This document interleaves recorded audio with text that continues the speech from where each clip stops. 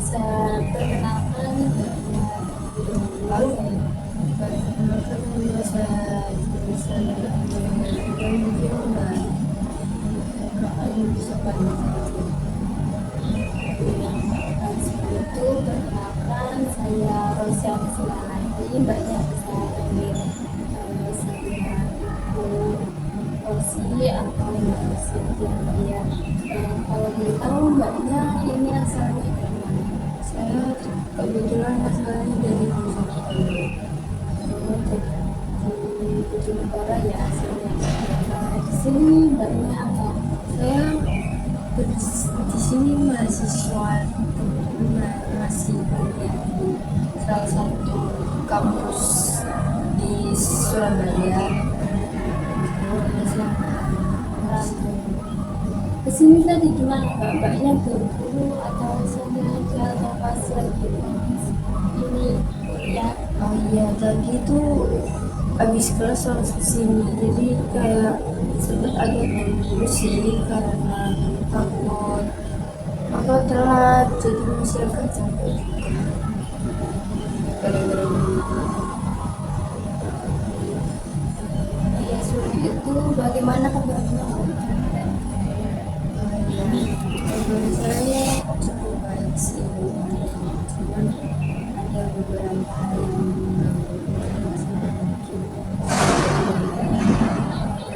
sebelum menginjak nanti mbaknya bercerita, nanti saya di sini itu dalam ini ada namanya asas pemberian, asas kerahasiaan, dimana nanti banyak apapun yang namanya mbak ceritakan itu bersifat rahasia, jadi saya tidak akan bocorkan kemanapun, tapi nanti kalau mbaknya izinkan nanti saya akan saya bicarakan nanti ke orang yang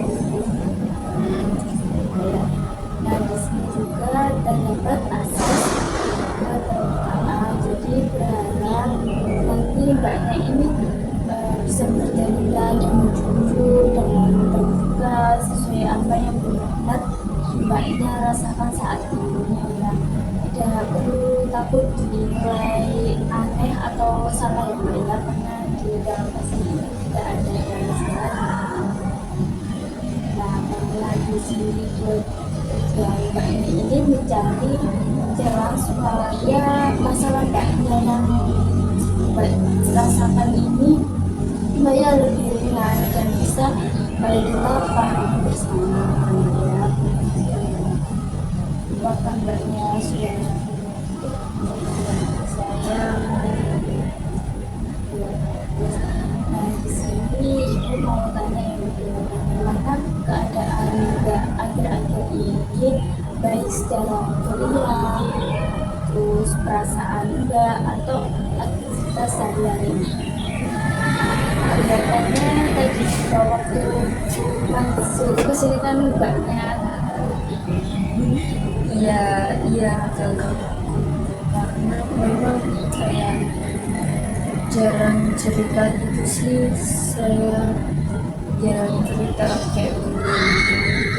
Jadi kayak kalau aktivitas sih biasa aja, kuliah juga normal, cuma ada beberapa hal yang akhir-akhir itu sering berpikiran. Itu bisa dibilang wajar ya mbak ya, kalau awal-awal mbaknya ini merasa kayak masih butuh, terus banyak orang juga seperti mbaknya ini saat pertama kali vaksin, jadi mbaknya nanti kalau mau cerita tidak usah terburu-buru ya, santai aja. Kira-kira hal yang sering berpikiran dari mbaknya itu tentang kayak lebih tentang kuliah sih. Kan aku juga mahasiswa ya, jadinya lebih kepikirannya sih lebih tepatnya waktu di kelas. Jadi kayak saya tuh merasa sering bingung gitu loh, kayak nggak paham sama materi yang dijelasin sama dosen, jadi saya tuh susah buat tanya, jadi kayak saya nggak berani tanya. Jadi dari mbaknya ini sebenarnya ada keinginan untuk bertanya ya satu sama lain karena belum terlalu paham materi, tetapi akhirnya mbaknya ini lebih memilih berdiam ya. Nah, saya ingin memahami lebih jauh biasanya apa yang membuat mbak ini mengurungkan niat untuk bertanya. Sebenarnya kalau pas waktu di kelas itu kan kayak saya lebih pertanyaan saya itu dianggap bagus sama teman-teman gitu. Nanti kan kalau salah tanya atau pertanyaannya nilainya nanti disalahin saja di rumah di kelas. Jadi kadang sebelum angkat tangan tuh saya kayak merasa sudah kepikiran duluan kalau nanti orang-orang bakal mikir masa itu aja ditanya sih, pertanyaan kayak gitu aja ditanya. Jadi mbaknya ini sebelum bertanya ini pasti muncul pikiran negatif gitu ya mbak ya, kepala mbak, sampai akhirnya mbak ini membuat tidak jadi untuk bertanya. Nah, waktu pikiran itu muncul, kalau belum tahu apa yang biasanya mbak rasakan secara fisik atau perasaan gitu. Mungkin lebih berlebihan karena itu jantung itu rasanya kayak udah cepet banget, tangannya langsung tremor, terus keringetin juga. Jadi awalnya tuh banyak ingin bertanya, tapi akhirnya tuh jadi kayak merasa cemas dan lebih ingin buat diem aja. Jadi pikiran itu cukup mempengaruhi ke diri mbak ya, jadi perasaan dan tubuh juga ya bisa mempengaruhi. Nah, dari yang awalnya nggak mbak ini ingin bertanya saja, akhirnya jadi merasa cemas dan memiliki ya, sama seperti itu. Iya, jadi merasa saya ya deg-degan itu lebih dari normal gitu, cepet banget. Saya kalau boleh tahu nih, sejak kapan kira-kira mbak ini mulai merasa takut seperti itu ingin untuk bertanya, apakah dalam mulai kelas atau apakah guru-guru ini sudah muncul karena yang dirasakan ketakutan? Kalau saya lihat sih mungkin sebenarnya sibuk, jadi mungkin dari SMA juga ya kebawa dari SMA itu mungkin udah ada, tapi kayak waktu ini rasanya itu lebih terasa gitu loh, karena mungkin teman-temannya banyak yang aktif juga ya melihat, karena kan dari beda-beda dari SMA yang beda-beda dulunya, kayak kita kan nggak tahu atau mungkin lingkungan baru gitu loh, lebih ditunjukkan daripada SMA. Kalau SMA kan kita udah pernah dari sebelumnya, walaupun tahun baru kan pasti ada yang dari SMA juga, jadi kayak nggak beneran kuliah itu yang Jadi mbaknya ini tinggal teman-teman saya tidak pintar semua. jadi mbaknya ini waktu di perkuliahan, jadi mbaknya ini melihat teman-temannya itu udah banyak yang lebih aktif ya, jadi mbaknya ini mulai membandingkan diri mbak sendiri dengan teman-teman mbak. Iya, jadi kadang saya tuh mikir ngerti dengan saya, mereka tuh jadi daripada saya. Jadi saya kalau mau bertanya tuh takut malah kayak tidak paham saya bertanya gitu loh. Padahal mungkin saya takutnya itu gak mau ditanya.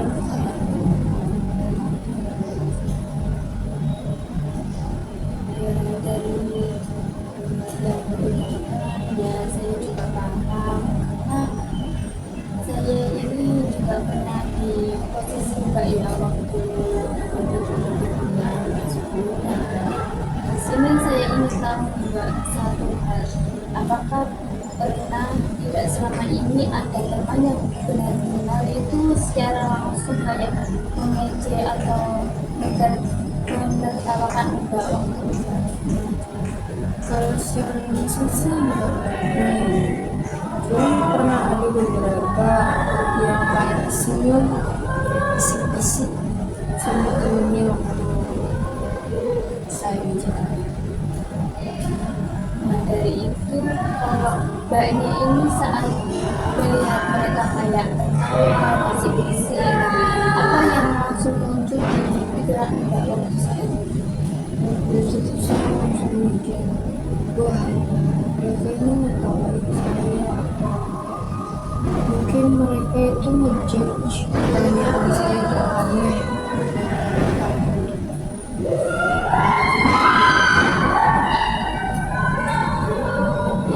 Jadi saat itu Mbaknya secara nggak langsung menyimpulkan bahwa mereka itu sedang menilai negatif tentang dirinya. Sekarang mungkin kalau dipikir lagi dengan lebih tenang, lagi. Nah, apakah ada kemungkinan lain selain mereka ini mengejeknya?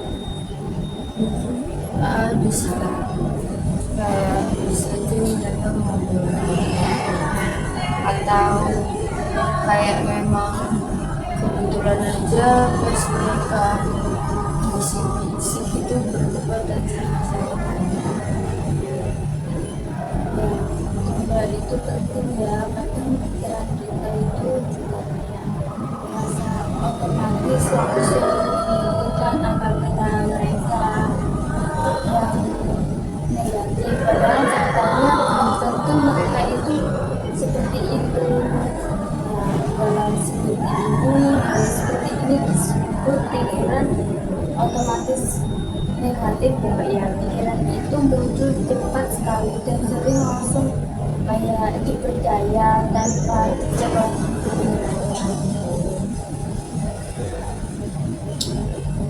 Ada juga sih dulu saya sering mikir bukan bisa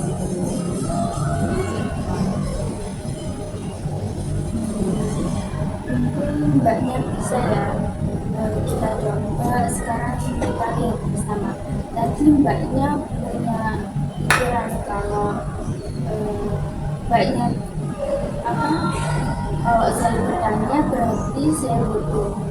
Nah, tadi Mbaknya kan mengatakan seperti itu. Nah, dari situ apakah semua orang yang bertanya di kelas itu butuh?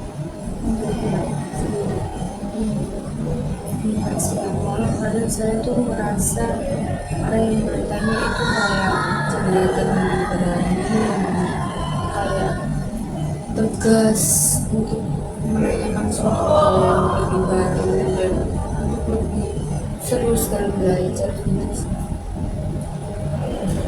Nah itu menarik ya, ya. Jadi ketika orang lain bertanya terus kamu ingin melihat sebagai kayak hal yang wajar bahkan bagus. Nah tetapi juga ketika diri Mbak sendiri yang ingin bertanya itu Mbaknya itu memberi menarik hati pada diri sendiri.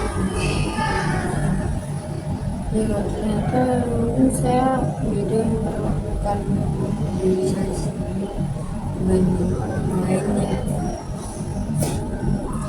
Ya betul sih. Kadang kita selalu keras terhadap diri sendiri tanpa sadar juga. Sekarang coba Mbak bisa pikirkan lagi ya, kalau Mbaknya tidak bertanya padahal Mbaknya ini benar-benar belum paham tugas materi yang sudah dijelasin. Nah, apa Mbak diri Mbak nantinya? Saya mungkin jadi makin bingung ya sama bahasa saya bertanya. Saya jadi bingung juga sama materinya. Pas ngerjain juga mungkin akhirnya susah sendiri karena nggak terlalu paham. Mungkin harus sering-sering lihat teman saya juga kayak malah tanya sama teman saya kenapa saya bertanya sama teman saya. Nah, berarti sebenarnya bertanya ini justru bisa membantu proses belajarnya Mbak juga kalau dikasih tugas biar bisa gitu ya, karena bertanya ini juga bukan termasuk sesuatu yang buruk. Nah, sekarang kita coba latihan sedikit ya Mbak ya, untuk mengganti pikiran negatif-negatif Mbak tadi menjadi pikiran yang lebih realistis. Nah, jadi tidak harus terlalu positif, yang penting lebih masuk akal dan tidak langsung menyalahkan diri sendiri. Nah, tadi kan pikiran Mbaknya sudah bilang ya, kalau saya bertanya orang pasti menganggap saya ini bodoh. Nah, kalau menurut Mbak, kira-kira pikiran apa yang lebih realistis, bisa seperti apa? Mungkin bertanya itu jadi kalau memang mengubah materi bertanya kepada yang memang Itu sudah bagus sekali ya Mbak ya. Mungkin ada lagi yang lebih menenangkan buat diri Mbak sendiri. belum tentu orang lain itu menilai saya negatif hanya karena saya itu bertanya sesuatu atau bertanya kepada orang apa yang tidak saya tahu. Nah, itu sudah jauh lebih dari lagi ya Mbak ya. Sekarang Mbaknya bisa coba merasakan waktu Mbaknya mengatakan pikiran baru itu, apakah perasaan sedikit berbeda dibanding perasaan yang lain? Ya, saya ternyata baru sadar ya, pengaruh pikiran itu ternyata sebesar itu. Kalau saya merasa lebih lega dan tidak terlalu sesak seperti waktu yang saya mikir negatif tadi. Mungkin saya kalau lebih lega saja juga. Ya, berarti artinya Mbaknya ini cara berpikir memang bisa mempengaruhi perasaan kita ya Mbak ya. Kalau pikirannya itu terus negatif, maka biasanya rasa cemas itu juga ikut meningkat. Ya Kak, saya baru sadar ternyata pengaruhnya atau impactnya ke saya cukup besar sekali. Saya bakalan sangat pelan-pelan. Nanti saat Mbaknya mulai takut bertanya di kelas ya, mungkin besok deh waktu Mbaknya kuliah, coba berhenti sebentar dan dicek lagi ya pikiran Mbak. Coba tanya ke diri sendiri Mbak, nah apakah ini fakta atau hanya ketakutan diri Mbak saja seperti itu. Nah, dengan begitu Mbaknya bisa mulai mengendalikan pikiran negatif seperti itu. Nah, apakah Mbaknya bisa dicoba secara Iya, saya akan mencoba lagi. sudah terasa kita sudah cukup ini ya Mbak ya, banyak lumayan lah yang kita obrolin hari ini. Nah, dari semua pembicaraan tadi, itu hal apa yang paling kamu sadari tentang diri Mbak sendiri? Saya kayak sadar ternyata saya itu terlalu cepat meninggalkan orang lain, jadi saya bakal menilai padahal belum tentu juga kenyataan. Nah, itu sudah bagus sekali ya Mbak Ina, kalau sudah mulai menyadari bahwa itu kesadaran seperti ini penting, karena juga jadi awal langkah awal mbaknya untuk berubah. Nah, setelah pertemuan ini, kira-kira hal kecil apa yang bisa mbak lakukan? Saya kayak mau nyoba lebih berani bertahan minimal sekali kalau memang ada materi yang memang sulit saya pahami. Jadi walaupun mungkin masih agak sedikit deg-degan.